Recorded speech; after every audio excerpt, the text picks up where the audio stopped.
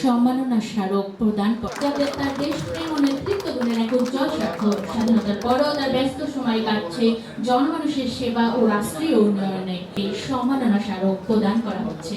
বিশেষ অবদানের স্বীকৃতি স্বরূপ জুলাই যোদ্ধা সম্মাননা স্মারক প্রদান করা হবে অধ্যাপক ডক্টর চৌধুরী সাইমা ফেরদৌস, সম্মানিত সদস্য, বাংলাদেশ সরকারি কর্ম কমিশন মহোদয়কে।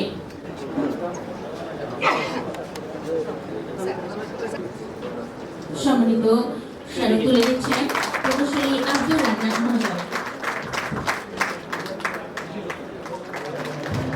শুভেচ্ছা স্মারক প্রদান করা হচ্ছে বিশেষ অতিথি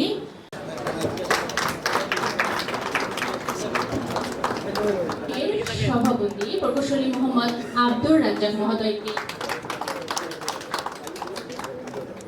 আইবির ৭৮তম প্রতিষ্ঠা বার্ষিকী প্রধান অতিথি মাননীয় মন্ত্রী জনাব জাকরিয়া তাহের সুমন, বিশেষ অতিথি বীর মুক্তিযোদ্ধা জনাব মনির হক চৌধুরী, সংসদ সদস্য, মাননীয় সংসদ সদস্য, প্রকৌশলী আমাদের নতুন সংসদ সদস্য আছেন মারদিয়া মমতাজ, প্রকৌশলী মোহাম্মদ রিয়াজুল ইসলাম রিজু এবং সভাপতি আমার সামনে আরও যারা বসে আছেন সবাই আমার সালাম জানবেন। আসসালামু আলাইকুম। আসলে যিনি বক্তব্য দিয়ে গেলেন আর যিনি প্রবন্ধটা পড়লেন তাদের পরে বলবার তেমন কিছু থাকে না। যিনি বক্তব্য রেখে গেলেন তিনি বোধহয় কুমিল্লার একজন সন্তান হিসেবে আমাদের যা বলবার ছিল, যা দাবি জানানোর ছিল তাই তিনি বলে গেছেন। তবে আজকের এই অনুষ্ঠান, এই মহতী যে উদ্যোগ এবং আমাদের আইইবি কুমিল্লার একটা ঐতিহ্য বহন করছে তার ৭৮তম বছরে, এই ৭৮তম বছর তার জন্য সম্মানের গৌরবে আমাদের সকলের।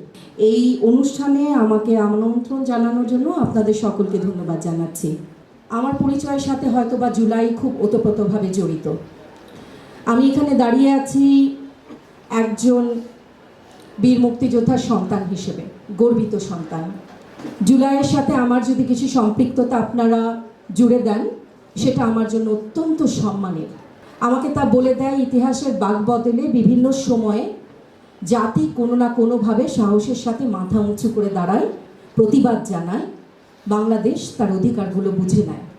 সেই বাঁকবদলের মোড়ে আজকে আমাদের জীবনে একটা অন্যতম স্মৃতি আপনারা রচনা করে দিলেন, যে মঞ্চে ৭১-এর জন্য বাবাকে সম্মান, ২৪-এর জন্য আমাকে আপনারা সম্মানিত করেছেন। অসংখ্য ধন্যবাদ। আজকে যিনি প্রবন্ধ পড়ছিলেন, আমি আসলে নামাজে যাওয়ার কারণে তার লাস্টটুকু পড়তে পারিনি, শুনতে পারিনি। আমি প্রবন্ধের একটা কপি আপনাদের কাছ থেকে চেয়ে নেব এবং আমি মন্ত্রমুগ্ধের মতো শুনছিলাম এবং আমার কাছে, আমি এখানে আজকে যেখানে দাঁড়িয়ে আছি এবং আমার বলবার যা আছে সেটা হচ্ছে কুমিল্লার সন্তান হিসেবে আপনাদের কাছে বলবার কিছু আছে। প্রকৌশলীরা আমাদের বাংলাদেশের স্বাধীনতা পরবর্তী সময়ে যতটুকু শুনেছি, যতটুকু দেখেছি, এখনও দেখছি, তারা এই উন্নয়নের অগ্রযাত্রার একটা অন্যতম অংশীদার হিসেবে তারা সবসময় কাজ করে গেছেন। তবে এমপি মহোদয় যে সমস্ত কথাগুলো বলে গেলেন এবং এখনকার বাস্তবতা, এবং আমার ব্যক্তিগতভাবে কুমিল্লার অলিতে গলিতে হাঁটার সুবাদ হয়েছে, বিকজ আমার যিনি বাবা তিনি আমাদেরকে কখনো কুমিল্লা থেকে দূরে থাকতে দেননি।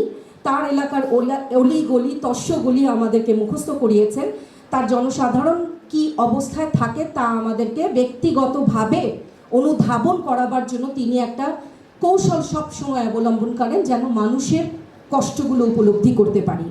সুযোগ হয়েছিল এবং খুব ফর্মাল কোনো বক্তব্যে না, ব্যক্তিগত জায়গায় কুমিল্লার একজন মানুষ হিসেবে মন্ত্রী মহোদয় এবং এমপি মহোদয় আপনাদেরকে দুইজনকেই বলবো, আপনাদের জীবদ্দশায় আপনারা পরিবর্তনটা এনে দেন। আমি মানুষের যে কষ্ট ওখানে দেখেছি, আমরা যদি স্বাস্থ্য অধিদপ্তরের সাথে একটা ডেটা রান করি যে ইপিজেডের বর্জ্যের কারণে এবং জলাবদ্ধতাগুলোর কারণে ঠিক কতগুলো ক্যান্সার সাথে আরও দুর্বিষহ পরিস্থিতিতে মানুষ যে সমস্ত কষ্টে ভুগছে, এই জনগণ আপনাদেরকে ভালোবেসে প্রতিনিধি নির্বাচিত করেছে এই সমস্যা সমাধানের। আমার জায়গা, আমি ক্ষুদ্র একজন মানুষ, তাদেরকে ওয়াদা দিয়ে এসেছিলাম যে এই সমস্যার নিরসনে একজন শিক্ষক হিসেবে, একজন মানুষ হিসেবে আমি যিনি নির্বাচিত হবেন তার দরজায় বারবার করে নাড়ব যতদিন না এই সমস্যার সমাধান হয়। আপনারা অলরেডি এখানে ওয়াসার কথা বলেছেন, অলরেডি আপনারা বিভিন্ন সমস্যার কথাগুলো তুলে ধরছেন, তবে আমি এই জায়গাটায় অনেক বেশি একটু I will be rather be very cautious. আমাদের দেশে আমরা সবসময় আমাদের প্রজন্ম আমরা দেখেছি পরিকল্পনা হয়, বাংলাদেশে অনেক পরিকল্পনা হয়, বাস্তবায়ন হয় না। বাস্তবায়নে যে ঘাটতি হয়ে যায়, চোখের পলকে কয়েক মাস চলে গেছে মন্ত্রী মহোদয় এবং এমপি মহোদয়, আপনারা বাস্তবায়নটা করে আমাদেরকে শিখিয়ে দিয়ে যান। আমাদের প্রজন্ম বা তরুণ প্রজন্ম যারা আমাদের সংসদে নির্বাচিত হচ্ছে বা ভবিষ্যতে হবে, তারা যেন দেখে আপনাদের হাত ধরে যে সুন্দর পরিকল্পনা হয় তার বাস্তবায়নও হয়, এবং জনপ্রতিনিধি নির্বাচিত হলে তার কিছু ওয়াদা থাকে, সেটা বাস্তবায়ন যে সম্ভব, আমি তীব্রভাবে আশাবাদী আপনাদের হাত ধরেই ইনশাল্লাহ সেটা সম্ভব হবে। এবার আসি নগরায়নের কথায়। প্রবন্ধ যিনি পড়েছিলেন তার কথায় অনেকগুলো চলে এসছে। আমি খালি এই নগরায়ন সম্প্রসারণের সময় আমাদের কুমিল্লা, আমার কুমিল্লা নিয়ে আমাদের কিছু প্রশ্ন প্রকৌশলীদের কাছে রেখে যেতে চাচ্ছি। আমি প্রকৌশলী না, প্রকৌশলীর যে জ্ঞান, এই জ্ঞান আমার নাই। আমি শিক্ষক অন্য ফিল্ডে, আমি হয়তো আপনাদের ফিল্ডে একেবারে নাইভ এবং মূর্খ মানুষের মতো, কিন্তু এই ডিজিটালাইজেশনের এই যুগে শহরায়ন নিয়ে আমাদের সকলেরই পড়ালেখা কিছুটা হয়। এই যে সম্প্রসারণ হচ্ছে, আমি অবাক চোখে দেখি আমাদের মতো একটা দেশে, এই ট্রপিক্যাল কান্ট্রিতে কেমন করে দিনের পর দিন সৌন্দর্য রক্ষাতে কাচের বিল্ডিংগুলো বানানো হয়েছে, হিট ট্র্যাপ, যেখানে এসি ছাড়া ওই বিল্ডিংগুলোতে, এরাও তো প্রকৌশলী ছিল আপনাদের মতো। এই প্রজেক্ট যারা বাস্তবায়ন করেছিল তাদেরকেও তো এই দেশ শিক্ষা দিয়েছিল যে এটা কতটা ক্ষতিকর একটা দেশের জন্য। এখন আপনি এসি বন্ধ করে দিবেন, ফ্যান, ওখানে ফ্যানের ব্যবস্থা, এবং নর্মাল যে এয়ার সার্কুলেশন সিস্টেমটা তো সেখানে হচ্ছে না। সোলার সিস্টেম আমরা এখনও কিন্তু ফুল ইমপ্লিমেন্টেশনে যেতে পারি নাই। আমি অন্যান্য অনেক কথাগুলো চলে এসছে, আমি ঠিক 3টা পয়েন্ট আপনাদেরকে বলবো। আমরা বলি নগরায়নের ক্ষেত্রে এখন যখন আমাদের হাতে প্ল্যানিংয়ের সময় আছে, প্রকৌশলীদেরকে বলছি আপনারা সমাজের অত্যন্ত সৌভাগ্যবান এবং সম্মানিত ব্যক্তিবর্গ। আমরা এনভায়রনমেন্ট রেজিলিয়েন্স নিয়ে, আমার লেখাপড়াটা ESG, environment, social and governance নিয়ে, আমরা বারবার এনভায়রনমেন্টাল রেজিলিয়েন্স নিয়ে কথা বলি। একটু আগে যে ইপিজেড এর বর্জ্য থেকে শুরু করে, ওয়াসা থেকে শুরু করে অনেক কথা আপনারা বলেছিলেন, তার মধ্যে আমি এখনো বুঝে পাই না ওয়েস্ট টু এনার্জি একটা কনসেপ্ট আছে আধুনিক বিশ্বে, যে হিউম্যান ওয়েস্টটাকে বা যে কোনো ওয়েস্টটাকে এমনভাবে আমরা প্রসেস করি which goes back to the system of power গ্রিডের ভেতরে চলে আসে। এই আমি একটু পড়ালেখা করার চেষ্টা করেছিলাম একজন নাইভ মানুষের মতো, যে এই ওয়েস্ট টু এনার্জি সিস্টেমটা আমাদের দেশে কতটা জটিল। আপনারা আমার থেকে ভালো বলতে পারবেন। আমি আমাদের এখানে যে মঞ্চে যারা উপবিষ্ট আছেন তাদের হাতে আল্লাহ তাআলা ক্ষমতা দিয়েছেন, তাদেরকে বলছি ওয়েস্ট টু এনার্জি কনসেপ্টটা আমরা এখনও কেন ইমপ্লিমেন্ট করছি না, সেই জায়গাটা একটু দেখার জন্য। আমরা আরেকটা বলি পারমিয়েবল সারফেস, যেটাকে বলি, যেখানে আমরা এমন মেটেরিয়ালগুলো আরবানাইজেশনের সময় ব্যবহার করি যেটা রেইন ওয়াটার সোক করে গ্রাউন্ড পর্যন্ত নিয়ে যায়। আমরা কেন সেখানে, যখন আমাদের মাননীয় প্রধানমন্ত্রী বারবার আমাদেরকে বিশ্বায়নের দিকে তাকাতে বলছে, উন্নতির অগ্রযাত্রায় এনভায়রনমেন্ট এই কনসেপ্টগুলোকে দেখতে বলছে, আমরা আজও কেন দেখছি না? আমি আপনাদের দুজনকে অনুরোধ করতে চাই, এই জাতীয় কনসেপ্টগুলা যাত্রা কুমিল্লা দিয়ে কেন শুরু হয় না? কুমিল্লাকে তো বারবার আমরা বলছি একটা উন্নয়নের মাইল ফলক হিসেবে আমরা দেখতে চাচ্ছি, এবং কুমিল্লা সেই গর্বিত জায়গা যেখানে আমাদের সর্বোচ্চ এমপি, মিনিস্টার সব কিছুই আমাদের আছে। থার্ড একটা ফ্যাক্টর আমরা বলছি সোশ্যাল ইকুইটি অ্যান্ড অ্যাফোর্ডেবিলিটি, যেটা বলি হাউজিং সিস্টেমে অলরেডি যেহেতু কথা হয়েছে, ওখানে আমি আর অন্য জায়গায় যাব না, কিন্তু 2-3টা বিষয় বলছি। এই সোশ্যাল ইকুইটি সিস্টেমে আমরা যেটাকে বলি অ্যাক্সেস টু সার্ভিস। আপনারা যখনই বলছেন, আজও আমাদের দেশে একটা আগুন লাগলে ফায়ার সার্ভিসকে পৌঁছাতে কিংবা অ্যাম্বুলেন্সকে যেতে প্রয়োজনীয় জায়গা যাবার আগেই রুগী মারা যায়। এটা কোন উন্নয়নের কথা আমরা বলি, যেখানে সেবার দেবার কথা, সেবার সার্ভিস পৌঁছানোর আগে এখনও মৃত্যুর মুখোমুখি মানুষ হচ্ছে। একটা অত্যন্ত গুরুত্বপূর্ণ বিষয় আমরা বলি পাবলিক স্পেস। আমাদের দেশে এত জটিলতা আছে, এত সমস্যা আছে, আমাদের বিনোদনের জায়গা কম আছে, পার্কের কথা আমরা সবাই বলি, তো এমন কেন একটা সিস্টেম করি নাই যে আমাদের হলুদ, বিয়ে, প্রোগ্রাম যেগুলাতে হয়, শব্দ দূষণের কথা আমরা বলি, আমাদের পাবলিক স্পেসটা তো ওরকম নাই যেখানে মানুষজন তার আনন্দ উৎসব, মিটিং, মিছিল যাই করে সেখানে করবে। যাতে করে এই যে বাসার ভেতরে আমরা যেটাকে বলি যে বাসার ভেতরে বা আশপাশে community, commercial space, residential space সব কিছু একসাথে, তাতে শব্দ দূষণের মতো যেই ব্যাপারটা থাকে সেই ব্যাপারটা বারবার ইতিহাসের পর আমরা ঘাটলে দেখতে পাই বারবার এটাকে ইগনোর করা হয়েছে। লাস্ট পয়েন্ট যেটা বলবো, আমরা আইওটি মনিটরিং এর কথা বলি, ট্রাফিক সিস্টেমে সব জায়গায় আইওটি মনিটরিং হচ্ছে। এতগুলো লাশ গুনেছি আমরা, শিশু থেকে বৃদ্ধ থেকে শুরু করে প্রতিদিন লাশ গুনছি আমরা। আইওটি মনিটরিং সিস্টেমের মতো ক্ষমতা তো আমাদের আছে, হয়তোবা শুধু বাস্তবায়নটা নাই, হয়তোবা আপনারা এই যেই উদ্যোগগুলো আগেও নিয়েছেন, চেষ্টা করে গেছেন, এখন সময়টা এসেছে নতুন বাংলাদেশকে নিয়ে ভাববার, নতুন করে দেখবার।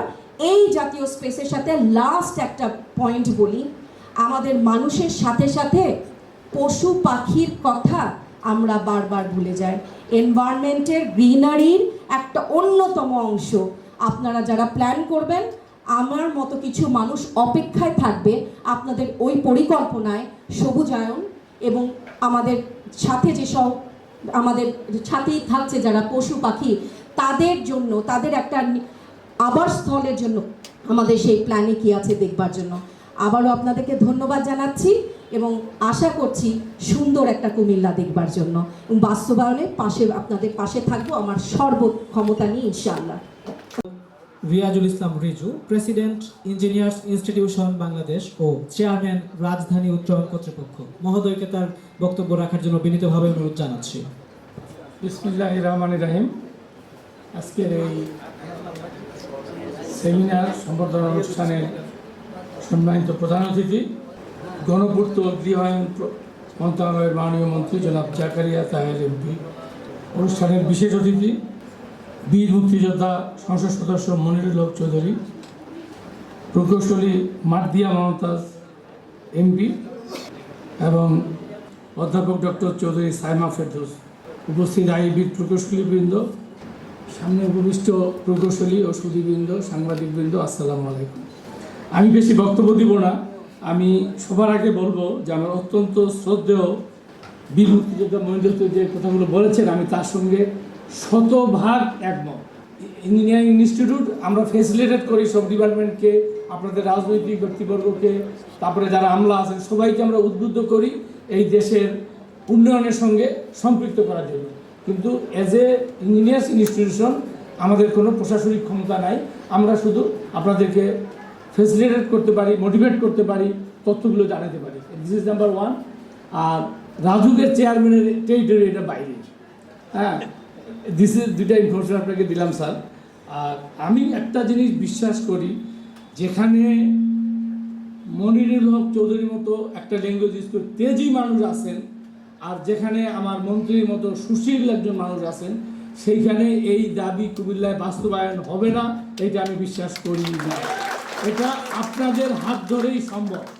কারণ আমি ব্যক্তিগতভাবে জানি রাষ্ট্রের সর্বোচ্চ পর্যায়ে আপনাদের অত্যন্ত সম্পৃক্ততা আছে, ঘনিষ্ঠতা আছে, আমাদের মহাসচিবের সঙ্গে আছে। কাজে আপনারা যদি এই কুমিল্লার উন্নয়ন চান, আমার ইঞ্জিনিয়াররা আপনাদের পিছিয়ে হুজুর করে ঘুরবে, এটা ইমপ্লিমেন্ট করেন। সুতরাং বাট এখানে রাজনৈতিক সিদ্ধান্তটা লাগবে, পরিকল্পনাটা লাগবে, তারপর এটা হবে। আমি শুধু একটা ছোট্ট মোটামুটি শুধু আপনার শুধু কুমিল্লা নিয়ে আমার মন্ত্রীর মধ্যে তো গোটা বাংলাদেশের মন্ত্রী, শুধু কুমিল্লা ওনার ঠিক আছে, নিজের এলাকায় একটা আলাদা দৃষ্টি থাকবেই, কিন্তু আমি মনে করি এইভাবে কুমিল্লা, নরসিংদী, মানিকগঞ্জ, মুন্সিগঞ্জ, টাঙ্গাইল, এদের তো কারো ঢাকা শহরে আসার কথা না, তারা ওখান থেকে অফিস করে। পৃথিবীর সব দেশে দেখেন এই ধরনের ডিস্টেন্সে সবাই গাড়ি নিয়ে বা মেট্রো রেলে বা অন্যভাবে সবাই অফিস করে, কিন্তু আমরা কি করি, আমরা ঢাকা যেয়ে অফিস করি। হ্যাঁ, তো কাজেই এই কিন্তু করবেন যে একটা প্লেন কেউ বলে নেই আজকে আমার আসতে 5 ঘন্টা সময় লাগে, শুক্রবার আমার ঢাকা থেকে এখানে আসতে 5 ঘন্টা সময় লাগছে। এই নীতি এই যে পরিকল্পনাটা, এটা হতে হবে একদম সামগ্রিক, কোনো সেক্টরকে বাদ দিয়ে আপনি এই পরিকল্পনা, নগর উন্নয়ন, স্বাস্থ্য সেবা কোনোটাই করতে। আজকে যেটা আমার কিনোর স্পিকার আমাদের আদিল সাহেব বলছেন, অ্যাকচুয়ালি এখন কিন্তু খেলার মাঠ, পার্ক এগুলো বিনোদন না, এটা স্বাস্থ্যসেবা, এটা আমাদের জীবনের জন্য প্রয়োজন, আমাদের বেঁচে থাকার জন্য প্রয়োজন। আমরা স্কুল থেকে এসে বই পুস্তক ছুঁড়ে দিয়ে খেলার মাঠে দৌড় দিয়েছি, হাত পা ধুই নেই, নাস্তা করে নেই, খেলার মাঠে গেছি। আর এখনকার ছেলেমেয়েদেরকে মাঠ দিয়েও খেলার মাঠে পাঠানো যায় না, তারা মোবাইল নিয়ে পড়ে থাকে। তো দিস ইজ দ্য ডিফারেন্স। পরিকল্পিত নগরায়নের পক্ষে আসি, সাথে আমাদের আর্কিটেক্ট এবং আমাদের প্ল্যানার্সরা নিশ্চয়ই আমাদের সঙ্গে আছেন। আমরা একই ধরনের সংগঠন করি, আমাদের মধ্যে অনেক সক্ষতা আছে, আমরা একসঙ্গে মিলেমিশে কাজ করি, যার জন্য আজকে একজন প্ল্যানার্সকে এনে আমরা এখানে কিনোট স্পিকার দিচ্ছি, কখনো আর্কিটেক্টকে দিয়ে দেয়, কখনো ইঞ্জিনিয়াররা দেয়। তো অ্যাকচুয়ালি এই সমন্বিত কাজগুলো লাগবে। এবং অবশ্যই আমরা জানি কুমিল্লা শুধু আজকে একটা ডিস্ট্রিক্ট বা বিভাগ না, কুমিল্লা এক সময় একটা রাজ্যের রাজধানী ছিল, ত্রিপুরা রাজ্যের রাজধানী ছিল কুমিল্লা। কুমিল্লা সেই ঐতিহ্যবাহী কুমিল্লা। তো কাজেই সব কিছুই আসলে ডিগ্রেড করতেছে, আমাদেরকে এই ঐতিহ্য সব কিছুই ধরে রাখতে হবে। যে রাজুর চেয়ারম্যান হিসাবে যদি কোনো কিছু করণীয় থাকে সেটা তো করবই, আর স্পেশালি ইঞ্জিনিয়ার্স ইনস্টিটিউশনের প্রেসিডেন্ট না, একজন সদস্য হিসাবে আমি সবসময় এই দেশের জনগণের পাশে, এই দেশের উন্নয়নের পাশে আছি, থাকব। আর সবশেষে আবারও সেই আশাবাদ ব্যক্ত করতেছি যে আপনাদের মতো ব্যক্তিত্ব যেখানে আছে তারা নিশ্চয়ই কুমিল্লা অচিরেই এর সুফল পাবে ইনশাআল্লাহ। সবাইকে ধন্যবাদ। আল্লাহ হাফেজ। বাংলাদেশ। বক্তব্য প্রদানের জন্য অনুরোধ জানাচ্ছি আজকের অনুষ্ঠানের বিশেষ অতিথি সম্মানিত প্রকৌশলী মারদিয়া মমতাজ, মাননীয় সংসদ সদস্য, সংরক্ষিত মহিলা আসন, বাংলাদেশ জাতীয় সংসদ। আসসালামু আলাইকুম। বাকিদের মতন আমি বলতে পারছি না আমি কুমিল্লার সন্তান, আমি আসলে কুমিল্লার বউ।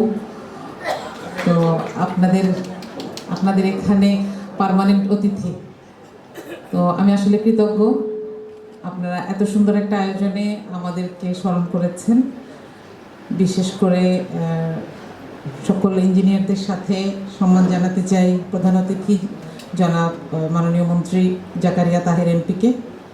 এখানে আছেন বীর মুক্তিযোদ্ধা মাননীয় সংসদ সদস্য মনিরুল হক চৌধুরী, তার বক্তব্য আমার খুবই ভালো লেগেছে এবং আমি আজকে বুঝতে পারছিলাম যে ডক্টর সাইমা ফেরদৌস এত সাহস কোত্থেকে পেয়েছেন। তো আমরা জুলাইয়ে আসলে আপাকে দেখতাম এবং সাহস পেতাম যে ছাত্রদের জন্য এইভাবে ভয়েস রেজ করা যায়।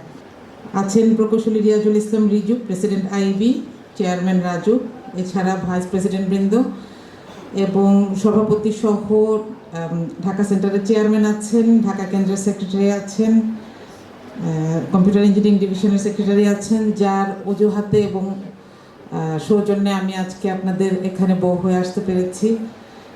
আর আমি আরেকজনের নাম একটু উল্লেখ করতে চাই, ইঞ্জিনিয়ার ইসরাত জাহান, ফিমেল ইঞ্জিনিয়ারিং চ্যাপ্টারের পক্ষ থেকে আছেন। তার কাছে একটা ছোট্ট আবেদন জানিয়ে শুরু করছি, এখানে মহিলা তো কম কেন আপা, এটা যেন ভবিষ্যতে বাড়ে। উইমেন চ্যাপ্টার করার যে উদ্দেশ্যটা ছিল, আমরা ঠিক 24-এ কাজ করছিলাম বিপ্লবের সময়টার আগে। উইমেন চ্যাপ্টার করারটার ব্যাপার ছিল যে আমাদের মহিলা ইঞ্জিনিয়াররা বিভিন্ন জায়গায় আছেন, তাদেরকে সাংগঠনিকভাবে সম্পৃক্ত করা। ইনশাআল্লাহ এই কাজটা কুমিল্লায় হবে। তো আপনাদের সবার কাছে কৃতজ্ঞতা জানিয়ে আমি কয়েকটা কথা বলতে চাই এখানে। প্রথম কথা হচ্ছে, জুলাইয়ের কথা বলছিলাম যে আমাদের ইঞ্জিনিয়ারদের কাঁধে কিন্তু একটা বড় দায়িত্ব। আমাদেরকে সবাই দুর্নীতির দায়গুলা দেয়, কিন্তু আমাদের কাজগুলো কেউ দেখে না, তাই না? এই যে দিনের পর দিন ট্যাপ ছাড়লে পানি আসে, কেউ আমাদের কথা মনে করে না। দিনের পর দিন সুইচ দিলে কারেন্ট আসে, ফ্যান চলে, কিন্তু ফ্যানটা ঠিক কারেন্টটা চলে গেলে আমরা একটা বকা খাই, তাই না? তাহলে আমাদের কাজগুলো কেউ মনে রাখবে না, এটাই স্বাভাবিক, কিন্তু আমাদের ফেলিওরগুলো কিন্তু মনে থাকে।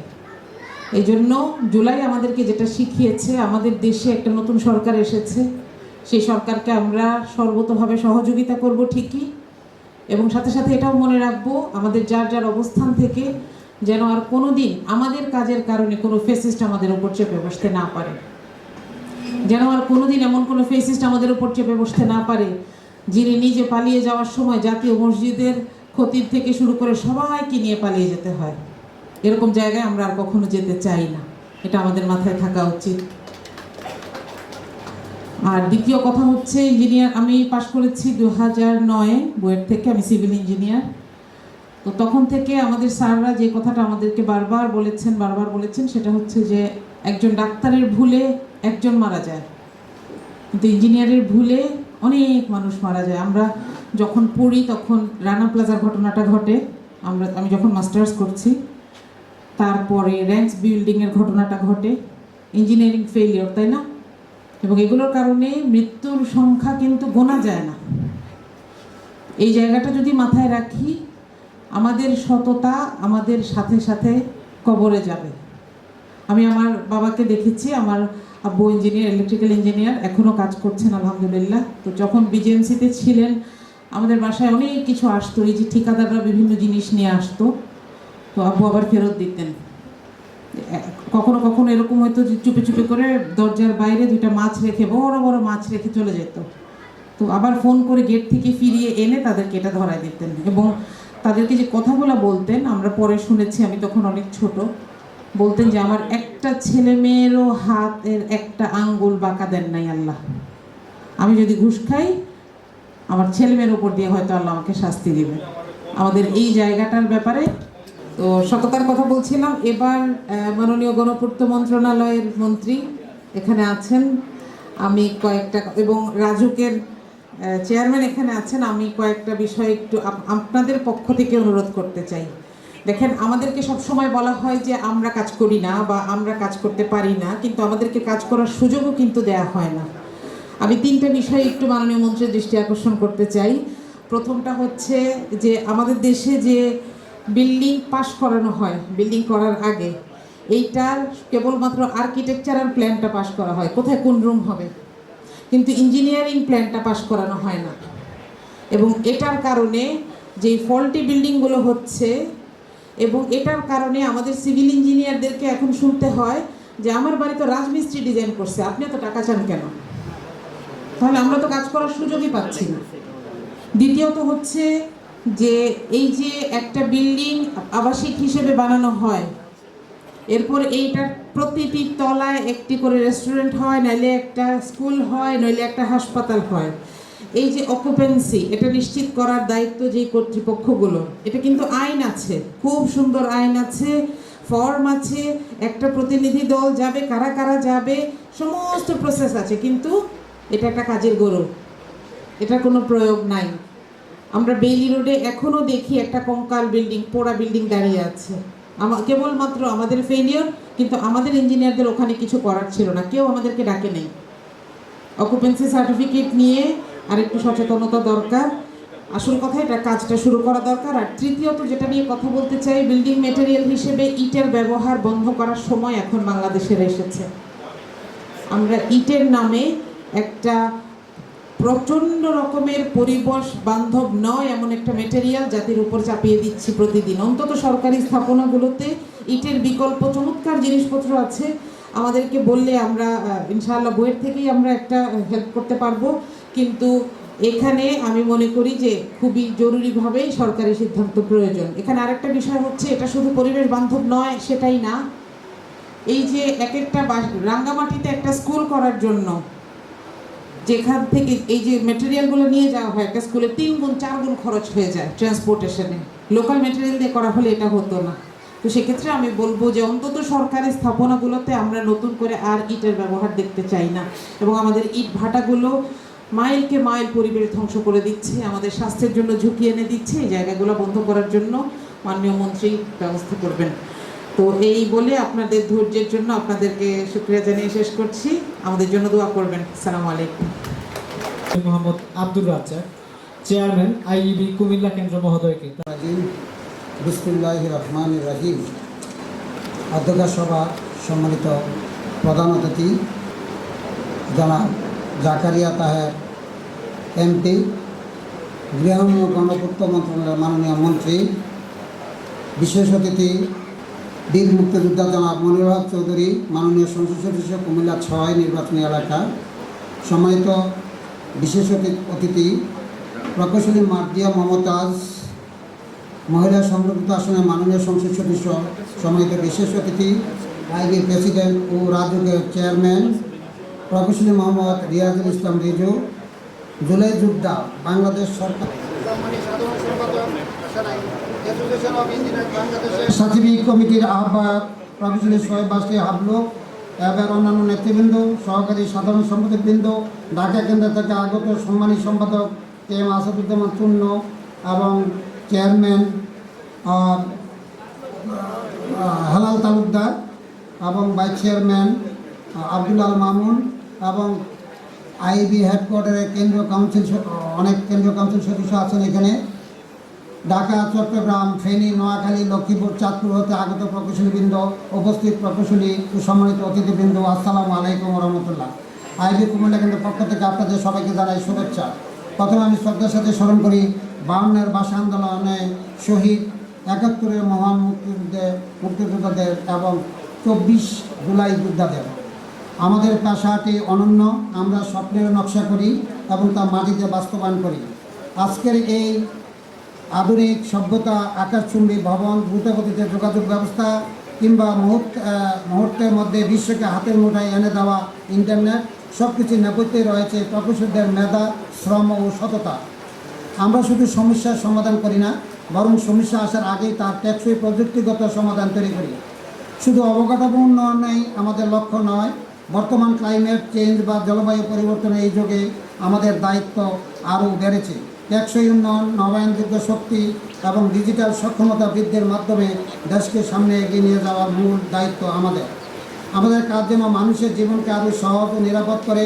উদ্ভাবনের ক্ষেত্রে আমাদের নৈতিকতা এবং সততা বজায় রাখা অত্যন্ত জরুরি। সততার সাথে কাজ করলে আমাদের প্রকৌশল শিক্ষা ও পেশা সার্থক হবে।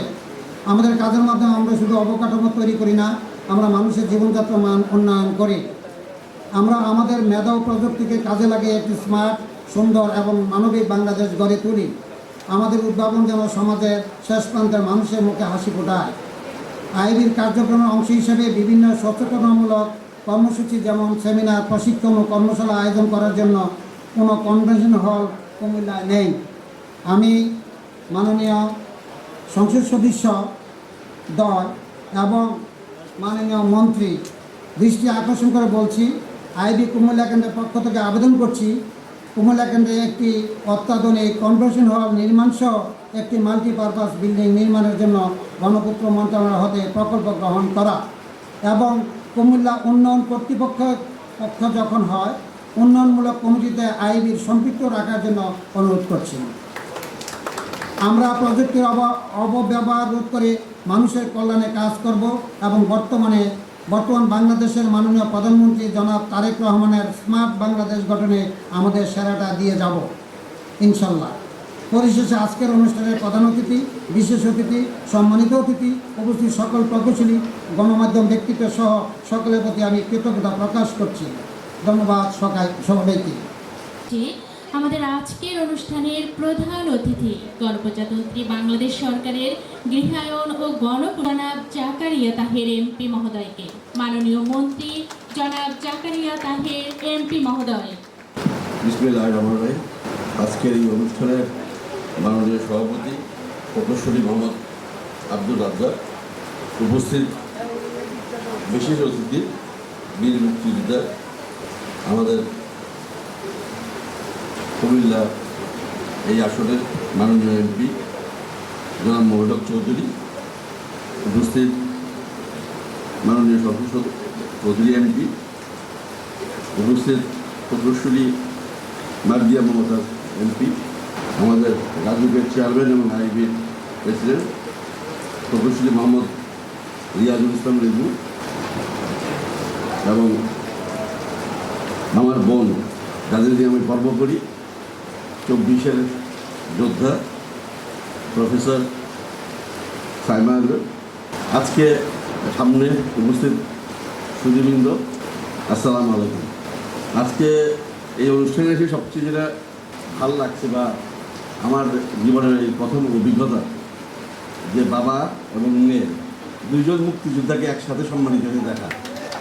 প্রতিটা পরিবারে যদি এরকম মানুষ থাকতো তাহলে বলে দেশটা আরও অনেক ভালো হতো। আমরা অনেক কিছু সহ্য করি, প্রতিবাদ করি না, অন্যায় মাইনে নেই, না বলতে শিখি না, সবসময় সমঝোতা করার চেষ্টা করি। মাঝে মধ্যে বোধহয় প্রতিবাদী হওয়া দরকার আছে, সত্যের জন্যে, মানুষের জন্যে, সমাজের জন্যে। যদি আমরা সঠিক সময়ে প্রতিবাদ করি তাহলে বোধহয় গত 15 বছর যেই স্বৈরাচার আমাদেরকে যে ধরনের সরকার যে ধরনের শাসন দিয়ে গেছে এই দেশকে, আমরা বোধহয় সেরকম জিনিস থেকে পরিত্রাণ পেতাম। বাট আমরা অনেক সময় নিজের সুবিধার জন্য হোক, আর সোজা বাংলায় বিড়ালের গলায় কে ঘন্টা বাঁধবে এই ভয়ে হয়তো মনে করি আরেকজন করবে, আমি নিজের দায়িত্ব, আমাদের নিজের দায়িত্বটা আমরা ভুলে যাই। বা 24 আমাদেরকে শিখাইছে, যারা আমরা পূর্ণ বয়স্করা, যাদের সবচেয়ে বেশি আন্দোলন সংগ্রাম বা সমাজের ভালোর জন্য কাজ করার কথা ছিল, তাদের মধ্যেই আমাদের ছাত্ররা যেভাবে নির্ভীকভাবে সত্যের জন্যে অপশাসনের বিরুদ্ধে যে প্রতিবাদ করছে, যে ত্যাগ তারা করছে, যার বিনিময়ে আজকে আমরা একটা গণতান্ত্রিক সরকার পেয়েছি এবং এখানে কথা বলার সুযোগ পাচ্ছি। শ্রদ্ধার সাথে স্মরণ করতে চাই সেই 71-এর বীর মুক্তিযোদ্ধাদের, সেই শহীদদের, যাদের ত্যাগের বিনিময়ে একটা স্বাধীন দেশ পেয়েছি। শ্রদ্ধার সাথে স্মরণ করতে চাই জুলাই যুদ্ধের শহীদদের, যাদের কারণে আমরা আবার কথা বলার সুযোগ পেয়েছি, গণতন্ত্র ফিরে পেয়েছি। স্মরণ করতেছি শহীদ রাষ্ট্রপতি জিয়া রহমান সাহেবকে, যিনি এই দেশে শুধু স্বাধীনতার ঘোষণায় দেন নাই, নিজে যুদ্ধ করেছিলেন, বহুদলীয় গণতন্ত্রের প্রবক্তা হয়েছিলেন এবং আজকের দেশের যে অর্থনীতি যার বুনিয়াদ গড়ে দিয়ে গিয়েছিলেন।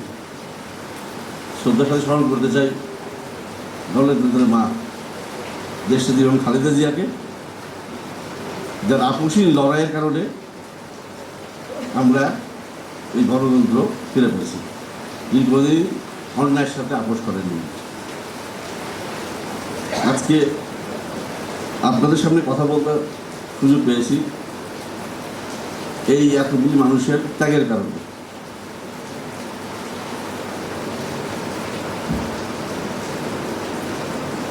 আমাদের সরকারের মাত্র 3 মাস 3 দিন প্রিসাইসলি আজকে যদি সময় দেন,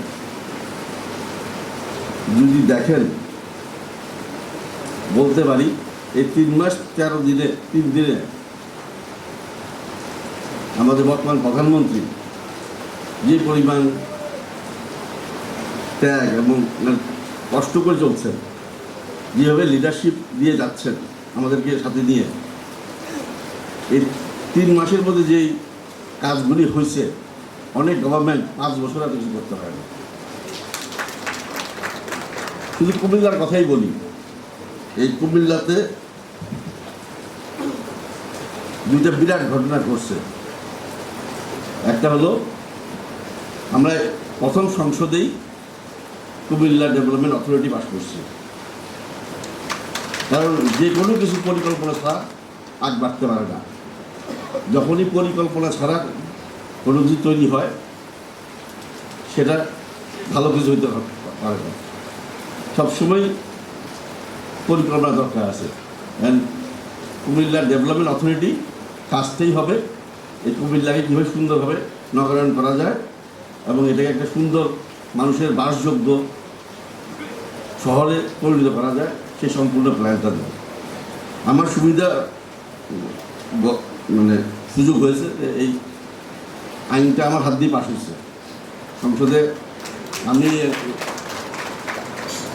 ধন্যবাদ জানাতে চাই আমার চাচা মৌলভ চৌধুরী সাহেবদের, কারণ উনি ঢাকা কুমিল্লা ওয়াসার, এটা ক্রেডিট আমি নিতে চাই না, এটা ওনার ক্রেডিট, কারণ উনি এখানে আগ বাড়িয়েছিলেন। বাট আমাদেরই সরকার, এই বিএনপির সরকার 3 মাসের মধ্যে কুমিল্লা ওয়াসা পাইছে, কুমিল্লা ডেভেলপমেন্ট অথরিটি পাইছে, কুমিল্লা সিটি কর্পোরেশনের আয়তন পাইছে, এই গত 3 মাসের মধ্যে। ভরসা রাখেন, ইনশাআল্লাহ আমার এই বিশ্বাস আছে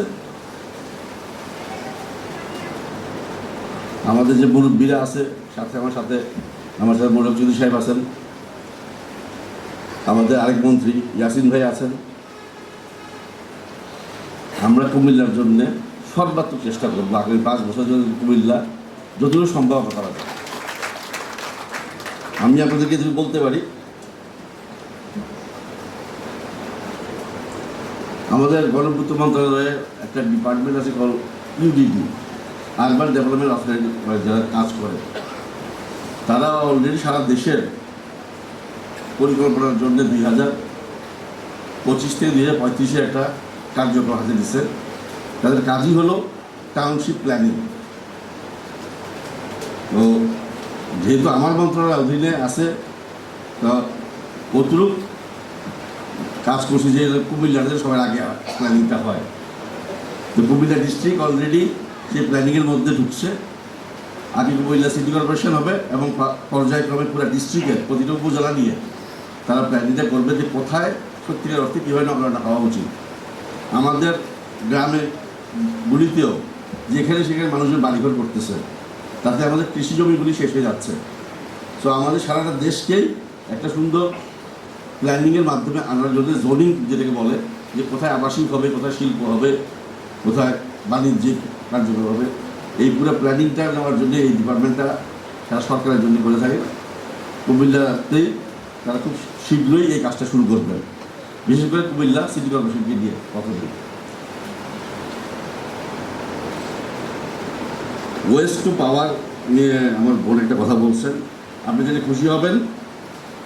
সাভারে আমাদের এই একটা চাইনিজ কোম্পানি নিয়ে এই কাজটা করছিল। আমাদের বর্তমান প্রধানমন্ত্রী এদের ব্যাপারে অত্যন্ত সিরিয়াস। গত সরকারের সময় এই জিনিসটা বন্ধ হয়ে গেছিলো, কিন্তু খুব তাড়াতাড়ি আবার শুরু হবে এবং এটা যদি সাকসেসফুল হয় আমরা সারা দেশে এটা ছড়াই দেবো।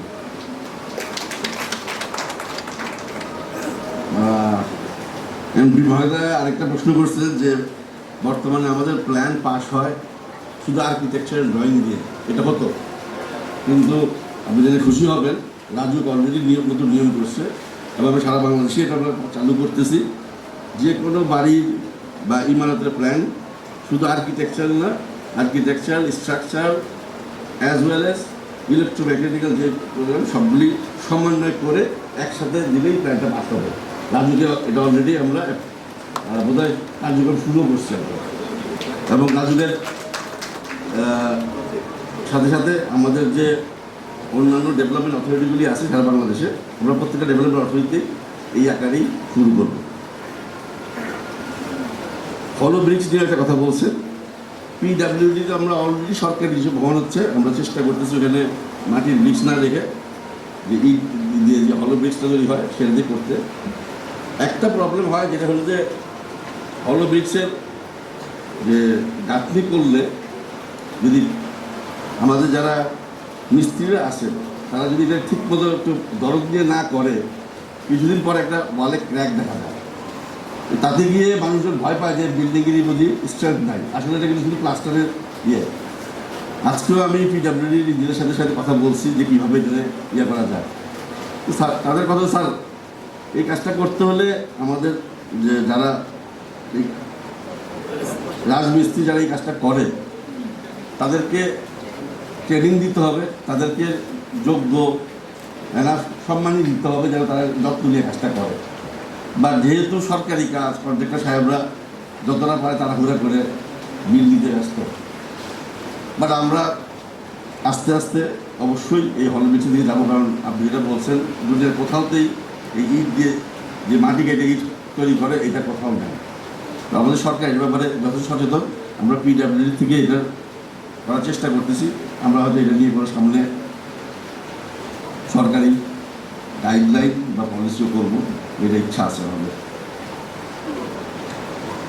দাবি আসছে এখানে একটা কনভেনশন সেন্টার হওয়ার, অত্যন্ত যৌক্তিক দাবি রাজেক সাহেব। কারণ কুমিল্লাতে একটা সেমিনার করতে হলে কোনো জায়গা পাওয়া যায় না। চেষ্টা করবো আপনার এই দাবিটা যেন কুমিল্লাবাসীর হয়ে রাখতে, একটু সময় দিতে হবে। কারণ আমরা এমন একটা অর্থনীতি পেয়েছি সম্পূর্ণ ভঙ্গুর একটা অর্থনীতি। প্রতিটি একদিকের মিটিংয়েই আমরা দেখতেছি এক একটা প্রপোজাল আসতেছে সময় বৃদ্ধির জন্যে, টাকা বৃদ্ধির জন্যে। কী পরিমাণ লুটতরাজ হয়েছে হয়তো পেপারে পত্রিকায় দেখছি, কিন্তু যেহেতু এখন আমি একনেকের সদস্য ডিটেলসে যাচ্ছি, তখন দেখলে দুঃখ হয় যে কী পরিমাণ। আমরা আসলে একটা ছোট্ট উদাহরণ দিই। আমার সাথে আমার একজন স্টেট মিনিস্টার আছে, তার বাড়ি পিরোজপুর। প্রাইম মিনিস্টারের সাথে সে 1.5 দিন মিটিং করছে, শুধু পিরোজপুরে প্রায় 5,000 কোটি টাকা উন্নয়ন ছাড়া বিল নিয়ে গেছে। ওইখানকার এমপি, এক্সিএন এবং সমন্বয় করে আজকে যেটা উদ্ঘাটন হইতেছে। এই ধরনের অসংখ্য ঘটনা আছে। গত পরশু আমি একটা ফাইল আটকেছি, প্রায় 160 কোটি টাকা, যে কাজ 2 বছর আগে শেষ হয়ে গেছে, কিন্তু সেটা উঠে আসছে মন্ত্রণালয়তে।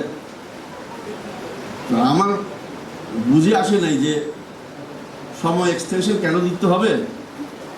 আর যে কন্ট্রাক্টর সাহেব 3,000, আমি কারোর নাম নিতে চাই না, 3,000 টাকার কাজ সে 2700 টাকাতে দিচ্ছে, বুঝে শুনে। গত সরকারের সময় এক্সটেনশন নিয়ে আরো 24% সেটা বাড়াই দিচ্ছে। তারপরেও প্রকল্পে কিছু টাকা বাকি ছিল, 200 কোটি টাকার মতো, সেটা নেওয়ার জন্য আবার এক্সটেনশন, আবার অথচ কাজ শেষ হয়ে গেছে প্রায় 1-1.5 বছর আগে। এই ধরনের লুটতরাজ হয়েছে এই দেশে।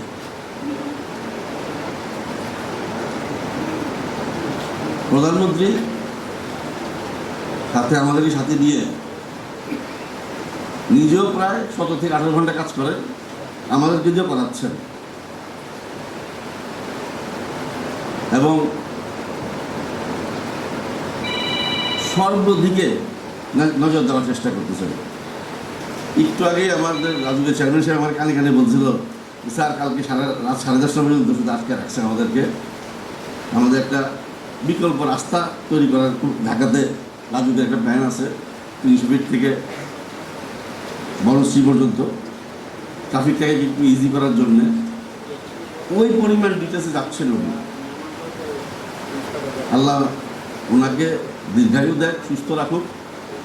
আমার বিশ্বাস উনি যেভাবে শুরু করছেন, যদি এটা 5টা বছরও চলে, এই দেশ সত্যিকার অর্থেই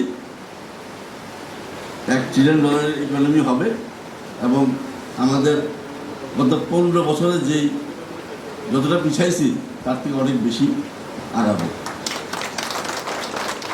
আমাদের একটু সময় লাগবে, হয়তো 1-2 বছর, যে পুরনো জঞ্জাল আছে সেগুলি পরিষ্কার করতে। আপনাদের সবাই সহযোগিতা চাই। আপনারা যদি সবাই যার যার অবস্থান থেকে সরকারকে সহযোগিতা করেন, আমার বিশ্বাস আমরা অবশ্যই পারব। কারণ দেশটাকে আমাদের গড়তে হবে, এছাড়া কোনো বিকল্প নাই। আমরা সরকার পলিসি গ্রহণ করতে পারবো, কাউকে না কাউকে সেটা ইমপ্লিমেন্ট করতে হবে। আপনারা সেখানে অনেক বড় রোল প্লে করতে পারেন। আশা করি আমরা যদি সবাই যে যার জায়গা থেকে যে দায়িত্বটা পালন করি, ইনশাআল্লাহ অবশ্যই এই দেশ একটা সুন্দর দেশ হবে। আমাদের প্রধানমন্ত্রীর সেই স্লোগান দিয়ে আজকে শেষ করতেছি, করব কাজ, গর্ব দেশ, সবার আগে বাংলাদেশ। অসংখ্য ইঞ্জিনিয়ার্স ইনস্টিটিউশন বাংলাদেশ কর্তৃক আজকের এই ৭৮তম উদযাপন উপলক্ষে সম্মানিত প্রধান মেহমান আমাদের গণপ্রজাতন্ত্রী বাংলাদেশ সরকারের মাননীয় মন্ত্রী জনাব জাকারিয়া তাহের সুমন এবং এমপি মহোদয়, বিভিন্ন পর্যায়ের নেতৃবৃন্দ এবং সম্মানিত সকল প্রকৌশলী এবং যারা সাংবাদিক এবং প্রশাসনিক আজকে যারা উপস্থিত, সম্মানিত উপস্থিতি, আজকে আমি সবাইকে ধন্যবাদ জানাচ্ছি। আজকের এই প্রোগ্রামে আমরা উপস্থিত হয়ে আমাদেরকে বাধিত করেছেন, আমাদেরকে ধন্য করেছেন।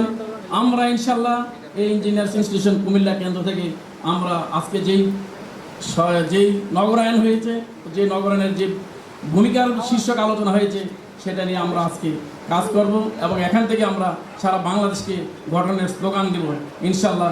এই সংক্ষিপ্ত কথা বলে আজকের প্রোগ্রাম শেষ করছি এবং পাশাপাশি আমাদের সন্ধ্যার দিকে একটা সাংস্কৃতিক অনুষ্ঠান আছে, আপনারা সবাই সাংস্কৃতিক সন্ধ্যা উপভোগ করে যাবেন এবং আমাদের নাস্তার ব্যবস্থা আছে। আমি সম্মানিত চেয়ারম্যান স্যারকে অনুরোধ করব মেহমানদেরকে নিয়ে দোতলায় নাস্তা করে যাবেন এবং অডিয়েন্স যারা আছেন তারা এখানেই থাকবেন, নাস্তা আমাদের পরিবেশন করা হবে। সবাইকে ধন্যবাদ, সবাইকে ধন্যবাদ, ধন্যবাদ। আসসালাম।